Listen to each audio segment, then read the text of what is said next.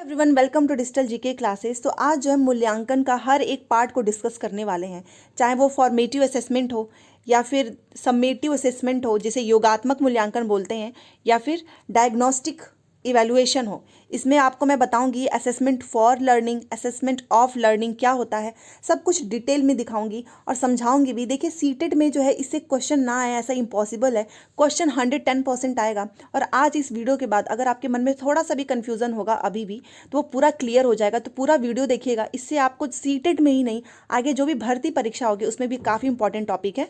But CTET में question आना 100% sure है। तो ये टॉपिक आज आप पूरा देखिएगा। जो लोग भी चैनल पे फर्स्ट टाइम आए हैं प्लीज़ चैनल को सब्सक्राइब जरूर कीजिए, क्योंकि इससे आपको जो है बहुत बेनिफिट होगा सीटेट को क्लियर करने में। यहाँ से मैं स्ट्रैटेजी हो गया, जो भी मेरी स्ट्रैटेजी हैं, जो ट्रिक्स हैं, क्लासेज हैं हर सब्जेक्ट के, सब कुछ रेगुलर बेसिस पे कराती हूँ। टेलीग्राम पे भी आप जुड़ सकते हैं या फिर चैनल के प्लेलिस्ट पे भी बना हुआ है। तो चलिए सबसे पहले इसे देखते हैं। सबसे पहले एक बात याद रखिएगा, बहुत से लोग कन्फ्यूज़ रहते हैं कि असेसमेंट हो गया या फिर इवैल्यूएशन, ये क्या दोनों चीज़ें अलग अलग हैं। तो एक चीज़ याद रखिएगा, असेसमेंट और इवैल्यूएशन एक तरफ से ट्विन्स हैं, मतलब दोनों एक ही तरह के हैं, एक ही जुड़वा है। दोनों का मतलब एक ही होता है कि आपको क्या करना है, बच्चों का इवैल्यूएशन करना है, असेसमेंट करना है, मूल्यांकन करना है या फिर आंकना है। बहुत सी जगह आपने देखा होगा कि डिफरेंस होता है, नहीं बहुत बारीकी सा डिफरेंस होता है, बट एक तरफ से ये दोनों सेम है। तो याद रखना, असेसमेंट हो इवैल्यूएशन हो, वो आप क्या करते हो, बच्चों का आकलन करते हो। दूसरी चीज़ कि मनोवैज्ञानिक जो हैं उनके द्वारा जो है मूल्यांकन करने के लिए 3 भागों में इसको विभाजित किया गया था। एक है फॉर्मेटिव असेसमेंट, जिसका मतलब होता है निर्माणात्मक या रचनात्मक। आप जितना ज़्यादा हो सके इंग्लिश में याद रखा कीजिए, क्योंकि हिंदी में कई मतलब होते हैं। कई बार एग्जाम में आपको इसका डिफरेंट नेम भी देखने को मिल सकता है, बट क्या इंग्लिश बदलता है? बिल्कुल भी नहीं। जिसे क्या बोलते हैं, एक है FA, एक है SA, मतलब फॉर्मेटिव असेसमेंट, एस और एस का मतलब होता है सम्मेटिव असेसमेंट। इतना याद है? चलिए ठीक है, अब आगे देखते हैं। सबसे पहले देखिए फॉर्मेटिव असेसमेंट क्या होता है। अब देखो फॉर्मेटिव में फॉर्मेट, इसका नाम क्या हो गया, फॉर्मेट। मैं आपको याद करने के पहले ट्रिक बता रही हूँ। फॉर्मेट आप क्या करते हो, अगर आप कोई चीज़ पढ़ाना है या अगर आप स्कूल में टीचर हो, आपको पढ़ाना है, उसके लिए आप क्या करोगे, अपना हर दिन का आप एक फॉर्मेट तो तैयार करोगे ही ना। बिना फॉर्मेट तैयार किए क्या आप पढ़ा सकते हो? बिल्कुल भी नहीं। तो आप क्या कर रहे हो, ये हर दिन कर रहे हो। या फिर ऐसा भी कर सकते हो कि आपकी फॉर्मेट जो है उसको आप क्या करो, साल के लास्ट में बनाओ। अपना मतलब खुद का फॉर्मेट आप साल के लास्ट में बनाओ। क्या वैसा आप कर सकते हो? नहीं। तो देखिए फॉर्मेट के नाम में ही छिपा हुआ है इसका मतलब। फॉर्मेट का मतलब अगर आप हर दिन अपना फॉर्मेट तैयार कर रहे हो, इसका मतलब आप हर दिन क्या करोगे, बच्चों का आकलन करोगे। चाहे आप क्लास पढ़ा रहे हो, उसमें कोई टॉपिक आ गया, उस टॉपिक से रिलेटेड आप बच्चे से कोई क्वेश्चन पूछ लीजिए, कोई ग्रुप डिस्कशन कर लीजिए। आप बच्चों को ग्रुप टीचिंग के मेथड से भी कर सकते हैं। मतलब फॉर्मेटिव असेसमेंट क्या होता है, हर दिन आपको इसका असेसमेंट करना ही है, उसे बोलते हैं फॉर्मेटिव असेसमेंट। तो आज के बाद से आपको कभी नहीं भूलेगा कि आपको हर दिन फॉर्मेट तैयार करना है, इसे आप याद रख सकते हैं। अब डिटेल में मैं आपको बताती हूँ, हिंदी इंग्लिश दोनों में लिखा हुआ है। PDF मैं टेलीग्राम पे भेज दूंगी, आप वहाँ से अच्छे से इसको देख लीजिएगा। देखिए सबसे पहले कि इसमें क्या करते हो कि बालकों के विकास की लगातार प्रतिपुष्टि मतलब फीडबैक के लिए आप असेसमेंट का यूज करते हैं। इसके अंतर्गत टीचर क्या करता है, पढ़ाने के दौरान यह जांच करता है कि बच्चों ने अभिवृत्तियां, मतलब बच्चों का एटीट्यूड हो गया, उनका इंटरेस्ट हो गया, उनका नॉलेज जो है वो बच्चों ने कितना प्राप्त किया है। और ये मूल्यांकन कैसे होता है, अध्याय के बीच बीच में किया जाता है। इंग्लिश में बता देती हूँ। देखिए formative assessment is a tool continuously monitor student progress in a non threatening support environment. मतलब आप एक ऐसा एनवायरमेंट क्रिएट करो जिसमें बच्चा बिना डरे जो है अच्छे से पढ़ाई कर सके, और आप उसका असेसमेंट भी कर लो। जैसे पहले होता था कि बच्चों को डांट के उनको चुप करा दिया जाता था, क्वेश्चन का आंसर बच्चा नहीं दे पा रहा है तो उनको पनिशमेंट दिया जाता था, उसे असेसमेंट नहीं बोलते हैं। आपको बच्चों को असेसमेंट करना है तो नॉन थ्रिएटनिंग सपोर्टिव एनवायरनमेंट होना चाहिए, एनवायरनमेंट बहुत अच्छा होना चाहिए। इट रेगुलर जो है इन्वॉल्व्स रेगुलर फीडबैक। आपको हर दिन जो है बच्चों को बताना है कि अगर उसने कुछ गलत बताया है तो आप उसको सुधारिए। तो ये क्या होगा, हर दिन का फीडबैक होगा। A chance for the student to reflect on the performance and improve upon it by taking advice. और फॉर्मेटिव असेसमेंट जो है सबसे अच्छा असेसमेंट इसलिए माना जाता है क्योंकि अगर हर दिन आपने बच्चे की गलतियों को अगर इम्प्रूव किया, कोई बच्चा जो है कुछ पढ़ रहा है, उसको आप हर दिन देख रहे हो कि हाँ बच्चा इतना प्रोग्रेस कर रहा है, तो आप बच्चे का जो अचीवमेंट है उसको बढ़ा सकते हैं। तो ये फॉर्मेटिव असेसमेंट इसलिए टीचर करता है। जैसे फॉर एग्जाम्पल आप देखिए कि आप क्लास में एक डिस्कशन कीजिए, जैसे कि कोई थीम से रिलेटेड कोई भी टॉपिक हो, वो अगर आपने वो दिया तो उसमें सारे बच्चे क्या करेंगे, एक दूसरे से डिस्कशन करेंगे। तो आप उसमें सोचिए एक टाइम पे आप हर बच्चे का असेसमेंट कर सकते हो। इससे बेटर असेसमेंट क्या होगा, जिसमें आपको हर बच्चे का थॉट प्रोसेस पता चल रहा है, उसकी थिंकिंग पता चल रही है, बच्चा कहाँ पर लैग कर रहा है, कौन सी चीज़ उसकी सही नहीं है, सब कुछ आपको पता चल रहा है। प्रोजेक्ट के माध्यम से भी आप कर सकते हो। आपने कोई एक प्रोजेक्ट दे दिया है कि आपको इस पर काम करना है, तो बच्चा क्या करेगा, उसमें अपनी जो भी उसकी चीज़ थिंकिंग प्रोसेस होगी वो उसमें लगाएगा। तो आप उसके हिसाब से सोच सकते हो कि हाँ बच्चे ने अभी तक कितना जो है ग्रो किया हुआ है अपनी पढ़ाई में।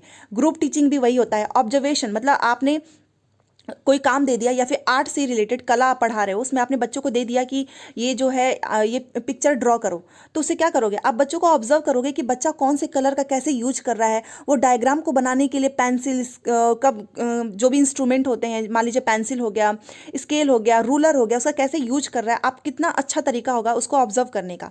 ओपन एंडेड क्वेश्चंस, इसका मतलब होता है, मैंने हमेशा बताया है कि ऐसा क्वेश्चन पूछिए जिसके बहुत सारे जो है आंसर हो, मल्टीपल आंसर हो। तो एक बच्चा दूसरा देगा, दूसरा बच्चा जो है उसी क्वेश्चन का कुछ और आंसर देगा। तो कभी भी आपको ऐसे क्वेश्चंस को नहीं चूज करना चाहिए जिसका आंसर एक हो। ये सब किसका पार्ट है, ये है फॉर्मेटिव असेसमेंट। और क्वेश्चन ऐसे ही पूछता है, क्वेश्चन क्या करेगा कि एग्जाम्पल दे देगा और पूछेगा कि ये कौन सा असेसमेंट है। तो आप अपना खुद का बस दिमाग लगाना कि एक ऐसा असेसमेंट जो कि हर दिन हो, आप कभी भी ले सकते हो, वो साल के लास्ट का आपको इंतजार ना करना पड़े, वो होता है फॉर्मेटिव असेसमेंट। जैसा कि मैंने आपको बताया, फॉर्मेट से आप नाम याद रख सकते हैं।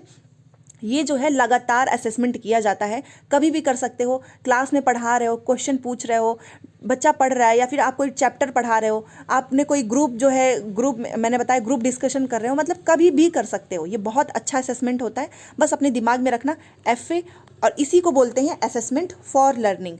तो नाम याद रखना, असेसमेंट फॉर लर्निंग, सीखने के लिए आकलन, या फिर फॉर्मेटिव असेसमेंट, दोनों एक ही है, आपको इसमें कंफ्यूज नहीं होना है। तो बस क्लियर हो गया होगा। अब चलिए दूसरा देखते हैं। दूसरा है कि सम्मेटिव असेसमेंट। देखिए इसका हिंदी में बहुत सारे नाम हैं, इंग्लिश याद करोगे तो बहुत बेटर होता है।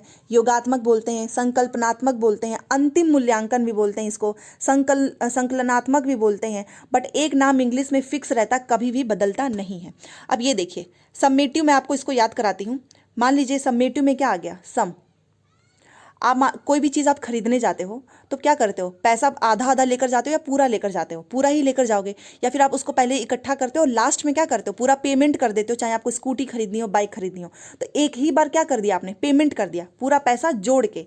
तो समेटिव असेसमेंट यही होता है। आपको एग्जाम मतलब एक साल के लास्ट में, हाफ ईयरली या फिर एंड में जो है, आप बच्चे का क्या करते हो, असेसमेंट करते हो। तो सम से याद रखना, जिसमें आपने कर दिया, क्या कर दिया, सम अप कर दिया।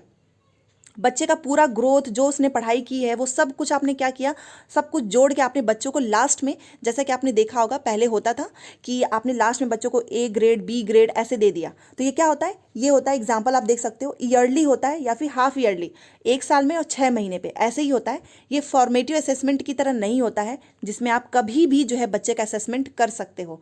तो याद होगा आपको। देखिए यहाँ पर लिखा भी है, यह मूल्यांकन सत्र की समाप्ति के बाद होता है, मतलब एक साल कंप्लीट, उसके बाद से आप बच्चों को समेटिव असेसमेंट करते हो। इसके अंतर्गत शिक्षक यह जांच करता है कि बच्चों ने ज्ञान को किस सीमा तक प्राप्त किया है। अगर आप लास्ट में करोगे तो आपको लास्ट में पता चलेगा कि हर सब्जेक्ट का आप जो है असेसमेंट देख सकते हो कि बच्चे ने हर सब्जेक्ट में कितना ज्ञान प्राप्त किया है। और इसको इंग्लिश, इसका एक और नाम है असेसमेंट ऑफ लर्निंग, सीखने का आकलन। कई बार ये पूछता है असेसमेंट ऑफ लर्निंग क्या होता है, तो वहाँ पे आप सब कंफ्यूज हो सकते हैं। और अगर आपको पता हो कि इसी का दूसरा नाम क्या है, असेसमेंट ऑफ लर्निंग, तो सारे कॉन्सेप्ट आपके क्लियर हो गए होंगे। इंग्लिश में भी है, देखिए, this is carried out at the end of course of learning. जो भी कोर्स आप पढ़ा रहे हो, कोई भी क्लास हो, उसका एंड में आप इसका जो है असेसमेंट करते हो। इट मेजर्स और sum up how much a student has learn from the course. इसका मतलब यही तो होता है कि एक साल में बच्चा जो है कितना सीखा है, हर सब्जेक्ट में उसकी प्रोग्रेस कितनी है, मैथ में कितना है, इंग्लिश में कितना है, मैथ में अगर कमजोर है तो वो भी उसमें दिखाता है। It is usually a graded test, it certifies the level of achievement only at a given point of time. ये केवल आप करते हो एक बार, मतलब या तो आप साल के लास्ट में करोगे, ईयरली होता है एक बार, या फिर हाफ ईयरली भी होता है, बट ये बार बार असेसमेंट नहीं होता है। क्लियर हो गया होगा। सबमेटिव से याद रखना, पूरा आपने क्या कर दिया, जोड़ दिया। कब जोड़ा होगा आपने, एक बार ही जोड़ा होगा, तो लास्ट में ही करते हैं इसका असेसमेंट। तो एग्जाम्पल भी मैंने इसीलिए लिख दिया है, ईयरली, हाफ ईयरली। अब ये है डायग्नोस्टिक इवैल्यूएशन, ये भी बहुत इंपॉर्टेंट है। कई बार आपको लिखा हुआ आता है कि इसमें एक जो टीचर है वो बच्चा बार बार फेल हो रहा है, तो इसमें आप कौन सा मूल्यांकन कर रहे हो। तो अगर बच्चा जो है बार बार फेल हो रहा है, उसकी कमी का आपको पता लगाना है कि आखिर में बच्चा फेल क्यों हो रहा है। वहाँ पे आप क्या करोगे, डायग्नोस्टिक इवैल्यूएशन करोगे, निदानात्मक मूल्यांकन। कि आप बच्चे के जो है फेल हो रहा है तो उसको डांटना, उसको क्लास से बाहर निकालना, ये नहीं करना है। आपको बच्चे का कारण का पता लगाना है। और ऐसा पूछा हुआ है, ऐसे ही सेम क्वेश्चन कि बच्चा फेल हो रहा है, कारण का पता लगाने के लिए टीचर जो है कौन सा असेसमेंट करेगा, तो वो क्या करता है, डायग्नोस्टिक करता है। मतलब डायग्नोस, निदानात्मक मूल्यांकन, इसको याद करने का सबसे बेस्ट तरीका है। डायग्नोस का मतलब ही क्या होता है, आप याद रखो, हिंदी में निदानात्मक मतलब आपने किसी भी चीज़ का क्या कर दिया, उपचार कर दिया। अगर आप बच्चे फेल हो रहा है उसका आप उपचार कर रहे हो, जिसे हिंदी में बोलते हो, तो इसका मतलब आपने उसका कारण का पता लगा दिया। देखिए लिखा है, जो विद्यार्थी पढ़ाई के दौरान असफल होते हैं, इसका मतलब वो असफल नहीं होते, वहाँ का मैनेजमेंट, टीचर जो है वो असफल हो रहा है, उन विद्यार्थियों की असफलता के कारणों का पता लगाना निदानात्मक मूल्यांकन कहलाता है। तो ये बहुत सिंपल है और इसमें मैंने सब कुछ अच्छे से आपको कवर करा दिया है। आई होप आपको इससे बहुत कुछ सीखने को मिलेगा। और वीडियो पसंद आए तो प्लीज़ लाइक ज़रूर कीजिएगा, आपके एक लाइक करने से सच में मुझे बहुत अच्छा लगता है। और चैनल पे जुड़ जाइए सब्सक्राइब करके, सो दैट ऐसे ही आप मेरे साथ जो है बहुत सी चीज़ें सीटेड से रिलेटेड सीखते रहें, जो कि आपका एग्ज़ाम क्लियर करने में बहुत ज़्यादा इसका इंपॉर्टेंट रोल है। इस वजह से टेलीग्राम पर भी आप जुड़ सकते हैं। आप ऐसे ही पढ़ते रहो। और हाँ, दूसरे टॉपिक्स भी मैं लेकर आने वाली हूँ, जैसा कि मैंने आपको बताया, कल मैंने जीन पियाजे कराया था, तो वाइगॉस्की की भी थ्योरी बहुत जल्द आने वाली है। तो इस वजह से अच्छे से आप पढ़ते रहिए, जो भी सपोर्ट करना होगा कैसे भी वो मैं करती रहूँगी। Thanks for watching.